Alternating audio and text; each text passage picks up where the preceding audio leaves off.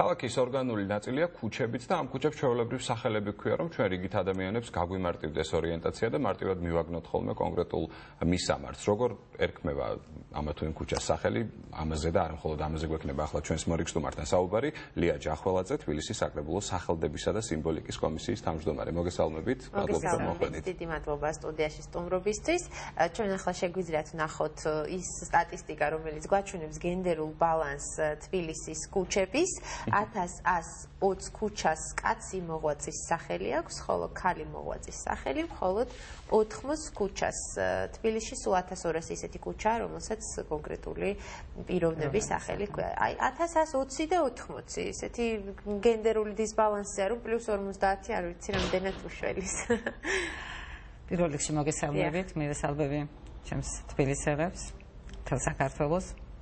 რა თქმა უნდა, ჩვენ ამას შეგვაწუხა, რომ ბალანსი, გენდერული ბალანსი არ იყო დაცული და სწორედ ამის ფონზე იყო, რომ ჩვენ მემორანდუმი დავაფორმეთ ბიოლის ფონდის კავკასიურ ბიუროსთან და ვალდებულება ავიღეთ, რომ 2 წლის განმავლობაში უნდა დაგვერქმია 50 ქალბატონის სახელი, თუმცა ჩვენ ამაზე არ გავჩერდებით და ალბათ ისედაც, როდესაც ჩვენ ვარჩევთ ქუჩაზე სახელდებას, უპირატესობას მამაკაცები მომიწყებენ, მაგრამ ქალებზე ვაჩერებთ ხოლმე, როდესაც ერთი და იგივე არჩევანი გვაქვს. ამ ეტაპზე ჩვენ უკვე ამ მემორანდუმიდან გამომდინარე 13 ქუჩას უკვე დავარქვით ქალბატონების სახელი და შერჩევა კიდევ მიმდინარეობს.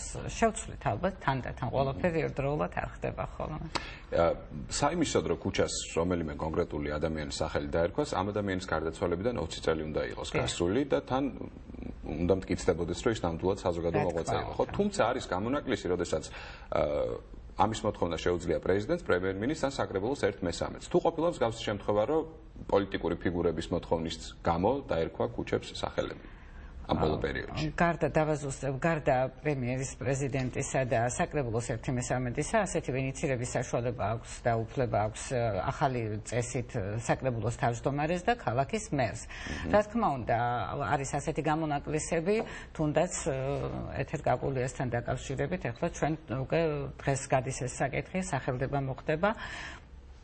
არიან პიროვნებები, რომელთაც 8 წლის სიცოცხლეშივე უკვე იმსახურებს, უბრალოდ ეს წესია, რომ 20 წელი უნდა გავიდეს, ან გარდაცვალების შემდეგ უნდა მოხდეს. არის ან პიროვნებები, რომელთა 8 წლების შემდეგ ფასდება ხოლმე და ქართველი ერი გვიან, მაგრამ შეიძლება მაინც მიაგოს პატივი მათ ხსოვნას. ასე რომ არის შემთხვევა ხანდახან აუცილებლად, მაგრამ არა პოლიტიკური ფიგურა, რა თქმა უნდა, იმისთვის რომ პიროვნება ღირსი იყოს, რომ დედაქალაქში მის სახელობის ქუჩა იყოს, ცოტა სხვა დამსახურებები უფრო ვიდრე პოლიტიკა ამ შემთხვევაში. თქვენ აღნიშნეთ ბიოლის ფონდი, საუბრის დასაწყისში, რომელთანაც დაფორმდა მემორანდუმი. ბიოლის ფონდს საინტერესო პროექტი აქვს 50 ქალი საქართველოდან და აქ საუბარია იმ ქალებზე, რომელთა სახელების და გვარებით შეიძლება ითქვას ისტორიამ დაივიწყა.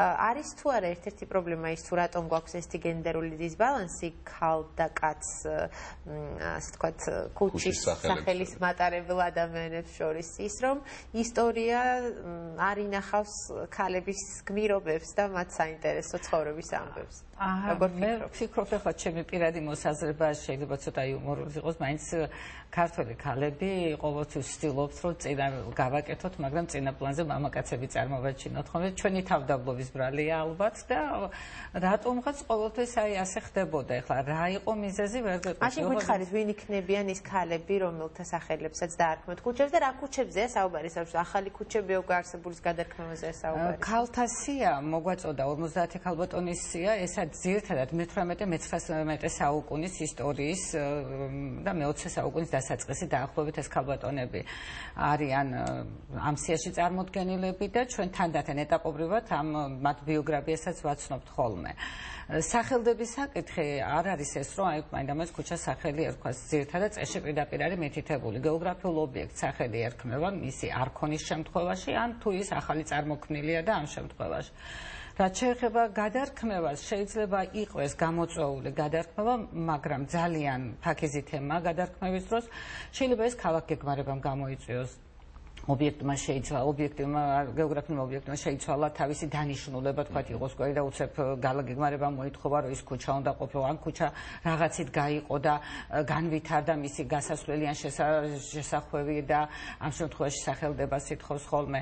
ესე რომ სახელების შერჩევა ჩვენ დღესაც გვაქვს 500-ზე მეტი ალბათ უსახელო ქუჩა, ახალ წარმოქმნილი, ეს წინა გამოსვლას მე ვეთანხმები, რომ ქაოტურად განვითარებამ წარმოშვა უამრავი ახალი ქუჩა და ქუჩას სახელი აუცილებლად უნდა კონტეს ეს არის.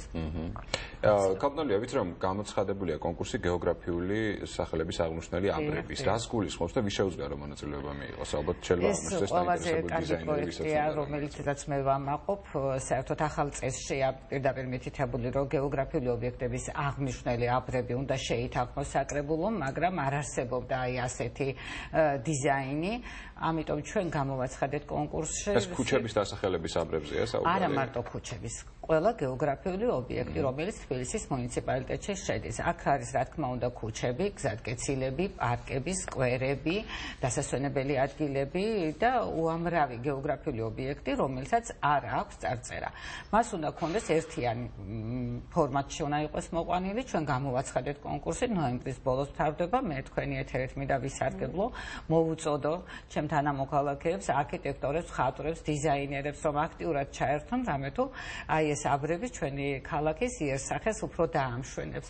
გვაქვს ჩვენი მოთხოვნები, რა თქმა უნდა, აბრებთან დაკავშირებით, ის უნდა იყოს ინფორმაციულად დატვირთული, ცოტა თანამედროვე ტექნოლოგიებითაც უნდა იკითხებო. ეს ბარკოდებზე გვაქვს ჩვენ საუბარი, კარგი იქნება თუ იქნება დატანილი და ყველაზე მთავარი და დანიშნულება რაც აქვს, ორიენტაცია უცხო სტუმარსაც უნდა ძალიან ადვილად შეეძლოს. მე დიდი იმედი მაქვს, რომ ჩვენი სპეციალისტები ჩაერთვებიან ამ საქმეში, ნოემბრის ბოლოს დაიხურება განაცხადების მიღება, ნებისმიერ მოქალაქეს შეუძლია მიიღოს მონაწილეობა, რა თქმა უნდა. ანუ მიუხედავად იმისა, ვიცით თუ არა ენა, რომელზეც ლაპარაკობენ კონკრეტულად საქართველოში, მაინც რომ შევძლოთ ორიენტაცია ასეთი ნიშნები გვექნება. წარწერა აუცილებლად თბილისია საუბარი. რა თქმა უნდა, ჩვენ თბილისის მუნიციპალიტეტი აცხადებს ამ კონკურსს. იმედი მაქვს, რომ სხვა ქალაქებშიც გადავა შემდეგ უკვე. ხო, რომ galomazdes და უკეთ გამოიყურებოდეს აბრები, რომელიც ახლა ტრანსპორტის გაჩერებების სახელწოდებები. ჩვენი ინიციატივა ესეც. ამაყად მინდა გამოვაცხადო, რომ ჩვენ ახლა ვიწყებთ უკვე ამ პროექტს დავაანონსეთ წლის დასაწყისში და ჩვენ ახლა შევუდგებით, რომ მუნიციპალური ტრანსპორტის გაჩერებას დაერქვა სახელი, დაახლოებით იგივე ფორმატი იქნება, როგორც მეტროპოლიტენში ორიენტაციისთვის, რომ აღარ უთხრათ ჩვენ სტუმარს, რომ მეშვიდე გაჩერებაზე ჩამოდი, როცა აქ მიდიხარ, ან მეხუთე გაჩერებაზე, პირდაპირ გივაჟებთ ამ გაჩერებაზე ჩამოდი. გამოცხადება მე იმედი მაქვს, რომ ქალაქის მერი აპირებს ახალი ტრანსპორტებით უზრუნველყოს ქალაქის შეავსოს ავტოპარკინგი და აი ახალი ავტობუსები ჩვენ პირდაპირ გვაქვს მოთხოვნა დაყენებული, რომ ამ სერვისით უნდა იყოს ავტობუსები აღჭურვილი, რომ გამოცხადების საშუალება იყოს გაჩერებული. ეს არის ბევრი სახელი მგონია, რომ ცოტა გაუგებრობას გამოიწვევს. მართალ ეხა ერევნის მოედანს და გოლოვინის განძირს აღარ ამეხმაროს, მაგრამ ხშირად გამიგია, რომ ლენინის მოედანს ახსენებენ მიუხედავად იმისა, რომ ძალიან ბევრი წელი გავიდა ამ შემთხვევაში. პეკინი, რომელსაც პეკინივე დარჩა შენ. პეკინივე დარჩა. იცით, მეხსიერებიდან რაღაცა ჩვენ ვცდილობთ მაგალითად, რომ აუცილებლად ამოვიღოთ ეს ძველი ისეთი სახელები, არ შემიძლია რო არა ვთქვა, რამოდენიმე დღის წინ მე ვუყურებდი შემთხვევით აღმოჩნდა, რომ აი აფრიკის დასახლება ერთ-ერთმა, ანუ რუსთავი ორის შუადღემ, არ უნდა ვამბობდე შეიძლება, მაგრამ მაინც უნდა ვთქვა, ბატონმა არჩილ სოლღაშმა, რომელმაც ესე იგი აფრიკის დასახლება, ჩვენ ვცდილობთ როგორმე ეს დასახლება ამოვიღოთ ადამიანების მეხსიერებიდან და რატომ არ ჯობია, რომ კაიროს დასახლებას ლორდ კიფაინძის დასახლება უწოდოთ, რომელიც ახალი სახელი 15 წელია. როგორც ვცდილობთ, მაშინ აი გვეთხარით. პირველ რიგში სატრანსპორტო აბრებზე ჩვენ პირდაპირ ვახთ ტრანსპორტის სამსახურთან, რომ აბრაზე არ უნდა იყოს ძველი წარწერა. რატომ არის უკეთესი კოლმეურების მოედანზე ორბელიანის მოედანი? თუ საუბრობთ იმაზე, რომ მოქალაქეებისთვის საორიენტაციოდ გასაგები უნდა იყოს ყველაფერი, მაშინ სავარაუდოდ ის ძველი სახელები ბევრად უფრო მარტივი საქმელი იქნება. ჩვენ დავწეროთ ახალი სახელები და თუ მანდამაინც ჯერ კიდევ არის შერჩენილი ადამიანების, უფრო ჩემი თაობის ალბათ იქით არის შერჩენილი ახალგაზრდების, როგორც მივაწოდებთ, ისე დაიმახსოვრებენ. შეიძლება ყოფილი ეს მივაწოდოთ ცოტა პატარა შრიფტით, ხომ? და არა ვთქვათ კოლმეურნობის. 2008 წელს გამოვიდა ბოლო ცნობარი. რა ხდება ამ მიმართულებით? რატომ არის ასეთი დიდი პაუზა? რა თქმა უნდა, პაუზა ბევრ რამეში იყო, სხვათა შორის წინა წლებიდან გამომდინარე კარგი საქმეები რაც იყო ხოლმე და აი აქაც ჩვენი მოწვევის საკრებულოს ინიციატივა, კონკრეტულად ჩემი კომისიის ინიციატივით უკვე ბაზა შექმნილია, ელექტრონული ბაზა, 1000-ზე მეტი ახალი ქუჩა, სახელდებული ქუჩა, რომელიც არც ერთ ცნობაში არ არის შესული. ელექტრონული ბაზა უკვე მომზადებული გვაქვს და ალბათ უახლოეს მომავალში ჩვენ უკვე დავიწყებთ საკრებულოს ისტორიაშიც პირველად იქნება საკრებულოს ეგიდით გამოვა ქალაქის ენციკლოპედიური ცნობარი ალბათ ქუჩებთან მიმართებაში და არა მარტო ქუჩები, იქნება სკვერებიც, პარკებიც და ასე შემდეგ. გასაგებია. იმედი მაქვს, რომ მალე გვექნება ახალი ცნობარი, ახალი ქუჩები. დიდი მადლობა სტუდიაში მოსვლისთვის. ხო და იმედია მარტივად დავიმახსოვრებთ ახალ სახელებს, რომელიც გეოგრაფიულ ობიექტებს დაესწრება. ეს წერია, რომ სახელდება უნდა იყოს მარტივად დასამახსოვრებელი, ადვილად გამოსათქმელი, თარგმანში უცხოელისთვის და არა ზოგიერთი ქუჩები, ხო, რომლის გადაფრთხილება. დიდი მადლობა. ლია ჯახვალაძე, თბილისის საკრებულოს სახელდებისა და სიმბოლიკის კომისიის თავმჯდომარე იყო ჩვენი გადაცემის სტუმარი. დილაში პირველზე საანონსო ჭრის როა ცოტა ხანში ხვდებით ერთმანეთს.